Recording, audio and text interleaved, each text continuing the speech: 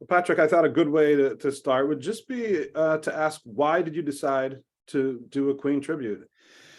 Well, it happened organically, really. When we started it was 30 years ago, before tributes had really taken off. So the whole concept of a tribute was new.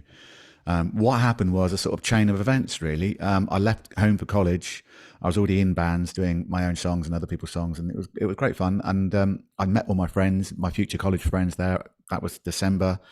November through to October, November, December 1991. And we all discovered we liked Queen and lots of other things too. And then we got the news that Freddie was ill and then had died. And we all went through a kind of collective grief together. And we started playing each other the songs. Like some of us knew some songs, others knew other songs. And some of us had the posh chords and others were doing the basic chords, And there was that kind of thing going on. And there was an old piano in the laundry room, and we'd all meet there waiting to do our laundry and show each other Queen songs and do this and do that. And there was great big echoing corridors there. So I was always cascading my voice up and down the corridors, singing Queen. We all were. I mean, it wasn't just me. It was kind of like the whole Halls of Residence, really. And then it sort of morphed, really. I suddenly thought, oh, well, we could do a concert. I suddenly realized I don't actually look like Freddie at all off stage, but if I put all the clobber on, I realized when I pull a certain face and sort of pout and frown and things, I thought, oh, actually, we could do something like this.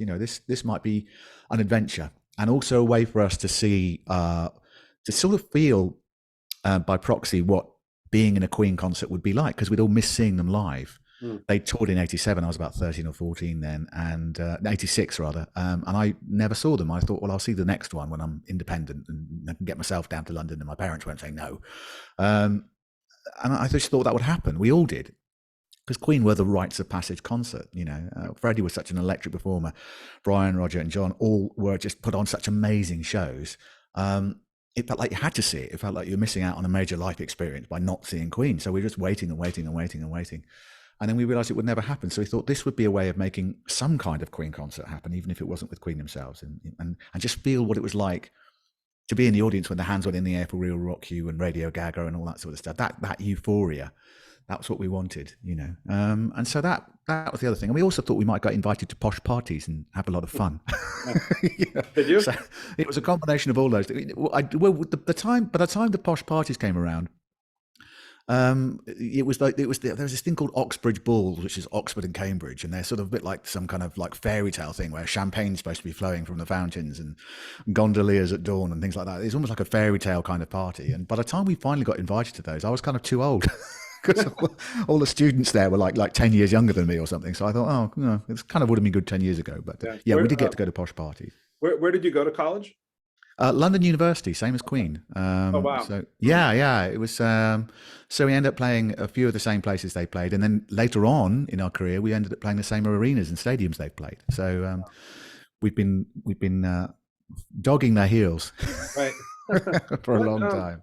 What were some of the biggest challenges in portraying Freddie, whether it's vocally or you kind of alluded to the being him on stage?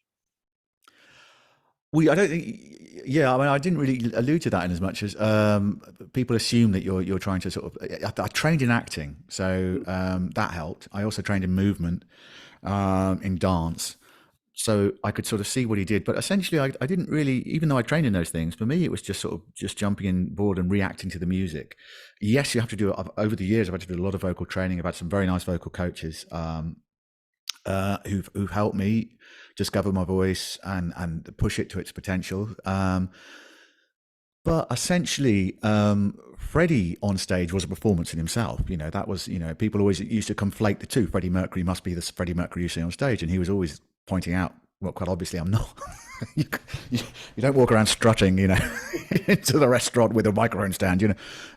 It's a performance. So you look at it sort of from the point of view of what was he doing, how is it, and the main thing I can see is he was very, very, very, very skilled sort of mover and a dancer in his own way, but it was very improvised. It was very from the moment.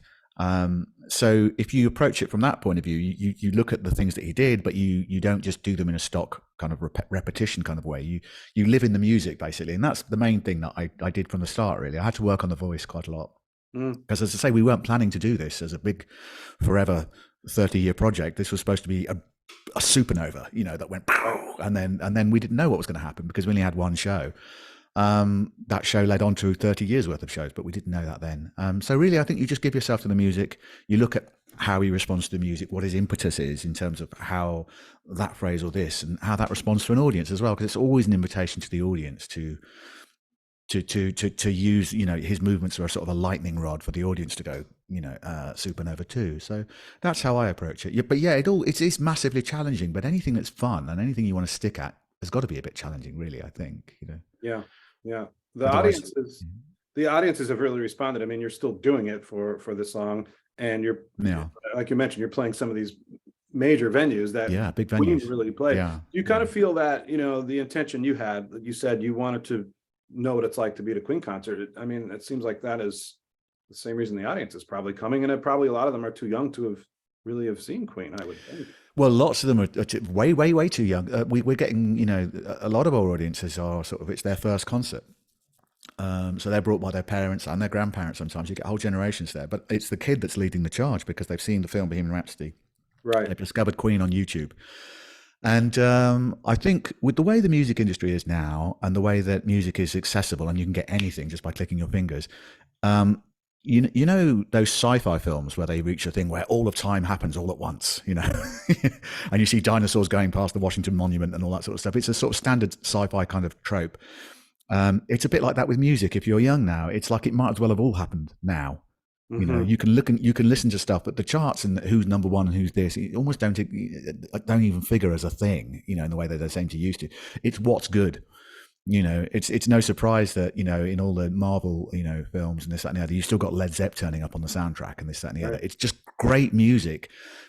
Sort of it magnetizes to a new audience, and I think that's the way it is with Queen. A lot of people discover Queen early in life, or sort of, around the sort of 13, 14 age. And it's a brilliant band to discover because there's so much music there.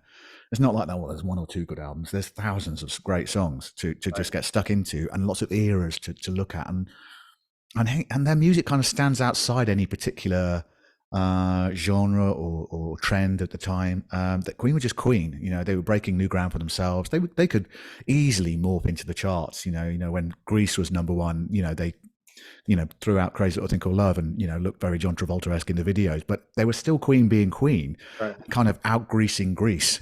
You know what I mean? They copy it and go, yeah, but we can do it and be us. Well, hey, Right. and casually score a number one in America, So they're incredibly astute band, but just damn fine musicians and fantastic songwriters, as well as great performers. So the new generations that follow us, sure, they want to feel like it's a time travel concert. They want to feel like, but in the same way, but they wouldn't even see it as that. They'd see it as, well, I've just seen it on YouTube. I want to see it in an arena. And so that's what we're trying to do. We're trying to give people. Obviously, we can't be Queen. We are Killer Queen doing our tribute to Queen, but we want to get as much right as we can with the look and the sound and the visual, and to give people permission so it feels like this impossible concert, this dream like experience is happening for them, and of course everyone's in on the game. It's a tribute. It says tribute all over the place, but you can suspend disbelief. We want to give them a reason to suspend disbelief, and have a great time. Yeah. Have any of the members of Queen seen Killer Queen perform? No. Queen have got their own tribute called Queen Extravaganza, which is brilliant. We very much sort of do the dressing up box style of Queen, where we try and look like them and sound like them, as well as celebrate musical legacy. And there's other ways of doing this. The other way of doing it is you have just excellent musicians all looking very cool in their own right, but not doing a dressing up box, but putting on a fantastic show. And that's what Queen Extravaganza is all about. It's very lavish, it's beautifully played, and expert musicians, and it's really celebrating and digging down into those songs, and putting on a great show. So that's Queen's baby. So they naturally keep an arm's distance from any other band, Yeah. no matter how old in the tooth they are. Right. And then beyond that, there's, multiple Queen tributes. There's a few based in the US. It seems from an outsider's standpoint that there's enough work to go around, because you're all playing, many of them are playing decent venues. And do you feel a sense of competition, or do you know some of them? Is there, how does that work? Yeah, I'm in touch with some of them. Gary Mullen is from England, and he does a great Queen show. He's got a very powerful voice. And I kind of follow and support them, really, a lot of them. I'm always interested to see what they're doing. You know, obviously, I want to see if they're doing something that we could, you know, oh, we'll have a bit of that. If they've got a good idea, you know.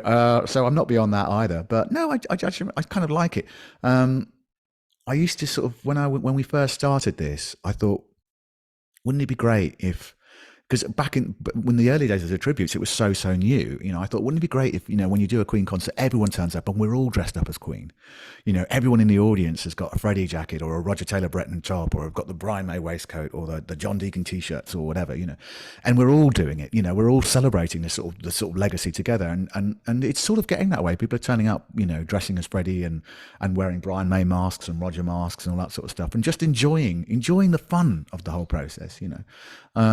Queen were always about that. There's a whole gamut of emotions you run in a concert. You know, if you've got songs like Days of Our Lives or Love of My Life, or brilliant things like Don't Stop Me Now, they're things from, or Who Wants to Live Forever. They'll either break your heart or make you reach for the sky with just fun and sheer exuberance. You know, and so that's what the audience is. You know, they're kind of catching up. So yeah, I catch up with other Queen tributes. I look at all of them, really. You know, there's some excellent tributes out there.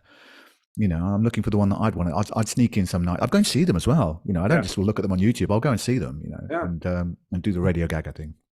Yeah. So yeah, no, I keep an eye. I keep a weather eye. What do you think might be the hardest Queen song for you to sing? To sing, I guess they're all kind of got their own little quirks. Show Must Go On. That's a tricky one. It's a very powerful song. A lot of range needed for that song. So probably, yeah, Show Must Go On. Yeah. Yeah. When you do this, I mean, you know, you're approaching this music kind of from the inside. You know, even though you're a fan of Queen, you're going on trying to figure out how they put it together. Are there a couple things that maybe surprised you, or maybe even hardcore Queen fans might be a little surprised about them as either musicians or writers or performers? Yeah, there's always more to the songs than you hear, you know, and the way that Brian phrases his solos, you know, they've always got a very strong melodic tone, but sometimes there's an implied melody there, and he's playing around it, and I'm hearing the implied melody, and when you sit down and play it, you go, oh, actually, it was this, you know. There's other things going on, so there's actually quite a lot to listen to with Queen. I'd have pushed to sort of work out exactly what and say for you now in terms of specific examples, other than those sort of things. There's always a massive second verse variation they put in just to throw a spanner in the works. You know, basic sort of, you know, structural stuff is always fascinating with Queen, or a song like Under Pressure, which has got its own kind of unique structure, or even Bohemian Rhapsody. You know, the song that doesn't have a chorus. It's just got this sort of long verse, you know, and then this extraordinary middle bit, and then this great rock out bit, and this tragic adieu at the end. They're just so beautiful, and there's that, and then you put it right beside something like "Something to Love," which is a gospel song. You know, I think Freddie half hoped that, you know, Aretha Franklin would do it one day. I don't think she ever did, unfortunately, but that's a beautifully, you know, fantastically structured song. So yeah, the structure is the thing that really excites me about a lot of Queen stuff, how they play with that and surprise you. It's just beautiful. I still put, when I get the house to myself, you know, and no one's away and can tell me off for playing music loud, my favorite thing is I put on some vinyl of theirs and play it really loud. And it's great fun, you know, and I do this for a living, but these songs still make my heart beat, you know. It seems, I mean, the more you're talking about it, it seems like Queen was not, it wasn't their intention, but it's almost like they were built to inspire tributes, because the way. Well, isn't that an interesting question? Well, they did, yeah. I mean, I don't know whether they sort of seem to invent it in terms of their video called "The Miracle," which was a big hit in Europe and in England. I'm not sure how it did in America, but "The Miracle," they had, you know, kids who were just a little bit younger than me at the time, bouncing on stage dressed as them. And in fact, in some of our theatre shows in the UK, I actually recreate the Miracle video stage that they made, which is supposed to be a quintessential kind of distillation of Queen's sort of iconography as a concert band. So yeah, I think they certainly they threw down the tribute gauntlet. And I picked it up happily, you know. So yeah, I think I can see that. But these songs are timeless. and they speak to lots of different generations, and there's lots of different ways of experiencing Queen music now. There's Queen ballet, there's Queen, a whole different host of different kinds of Queen tribute, but also Queen in the arts, Queen turning up in films, and I love how they've managed, and the musical, of course, which has toured the world, is touring the UK at the moment, coming back into the West End actually at the moment. So there's so many different ways of experiencing the music, and I'm a big champion of all of them really, because it's such good music. It should never be locked into one era. It shouldn't be. It's there to be experienced and enjoyed and discovered and rediscovered again. As far as I'm concerned, I think it's great. What other music do you listen to? Well, I'm quite into sort of all sorts of stuff. I was primarily when I was a kid growing up, I was into songs. So whoever would give me a good song, I'd be very interested in. So I'd like a lot of disco type stuff. I like the Pet Shop Boys. I thought they were great. Neil Hannon, I liked as a good songwriter from Divine Comedy. I liked some of Elvis Costello stuff. I loved the Beatles. The Beatles were my number one band as a boy, and I wanted my own Beatles that hadn't broken up yet. So that's how I got Queen. Because I thought, wow, lightning can strike twice. If you can get Beatles and then you can get Queen, there's lots of great stuff out there. This is going to be amazing. So yeah, I liked a whole range of music really. I was always drawn to songs. Very rarely would someone as an artist make me. Bowie, of course, when I discovered, I was absolutely over the moon with. I thought, oh wow, that's really exciting stuff. I think, and then the stuff he was coming out like Black Star and The Next Day and stuff like that, his later work as well, was just so weighty, so good, and Outside as well in the 90s. There's lots of stuff I loved about Bowie, and the fact that Bowie and Queen collaborated together I thought was fantastic. I think Roger Taylor's on record as saying he just wished they'd done more. They could have done so much more together, and I think that's true. I think that's really, really, really exciting stuff. They complemented each other so well. And I love Queen's late period stuff as well, with the innuendo and a song like that, and Show Must Go On and Days of Our Lives, just extraordinary. So, I mean, I like songwriters really. Big fan of, and that can happen anywhere, for me. I've got quite a wide, eclectic taste. Yeah. As far as, Killer Queen touring so much, do you change the set list up or the look or anything a little bit from tour to tour, or how do you keep it? Yeah, we try. There are certain songs that you have to put in. It's and there's quite a lot of those, that the audience would really, really, really want to see. But we're always trying to leave space to move things around in the middle and at the edges, to so that there's stuff there that you won't have heard before if you've been to the last tour.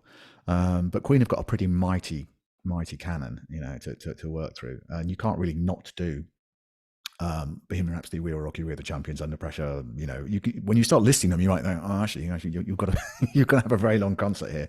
So we try and play for as long as possible, but we also try and meet the best of both worlds. Really, we play for as long as we can each night, and we pack in as much as we can each night and make it each different tour have a degree of variation in it, so that you won't see the same thing twice. Yeah. What differences, if any, have you noticed between the British audiences and the American audiences? I think there's a real energized rock vibe to the American audiences. They're very passionate, but I wouldn't want to say that at the expense of the English audiences. I think America was the birth of rock and roll. And it sounds cliched, it sounds corny, but it's true. And you sort of notice, you can really feel it's got its roots there when you play as a performer, having performed in lots of places.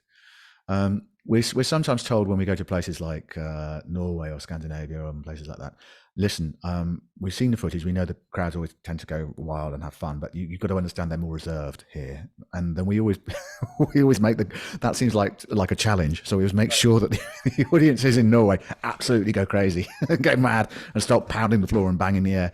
And then they go, oh, right, okay, we weren't expecting that.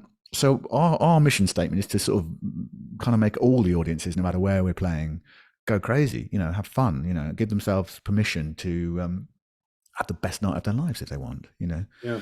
And there's no better place to do it than Queen music, because I can't think of many other bands at all. There are a few who can unite all those generations, who can, and music is just, as far as I'm concerned, music is magic. It's the best thing we've got, for bringing people together,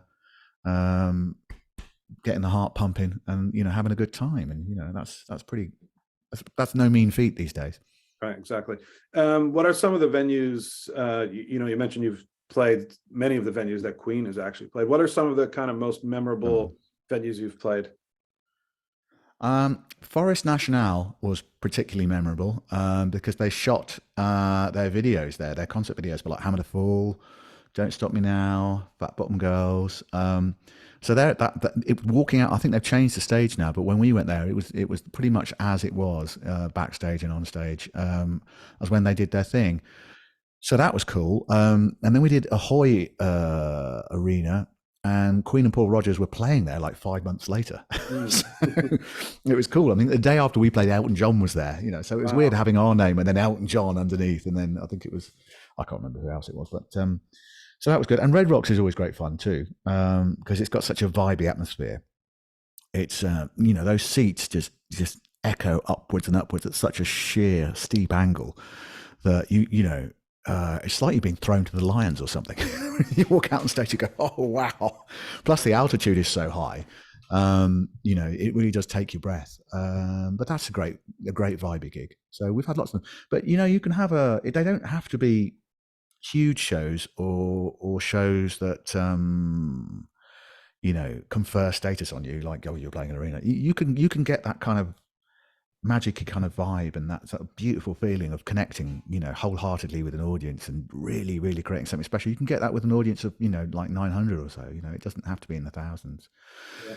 And that's what's nice about the show. We play a variety of kind of differently sized venues, and we try and make that kind of Queen magic happen in all of them, really. So it's like a fresh challenge every night. It doesn't have to be the big one. You know? Yeah. As a band that makes its living, you know, as a touring entity, how did you handle the pandemic?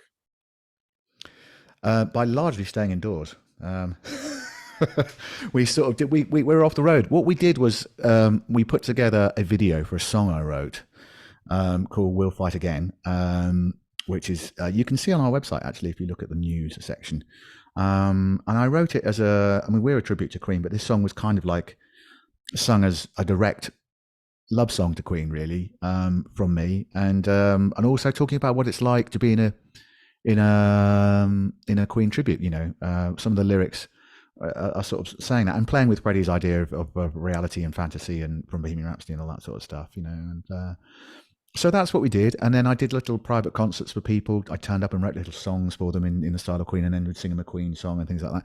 We did various little things quietly on the side just to keep in touch with people and give ourselves something to do while the pandemic raged around. So, you know, fingers crossed, we're all back on the road now and doing what we do best, which is concerts, you know. Yeah.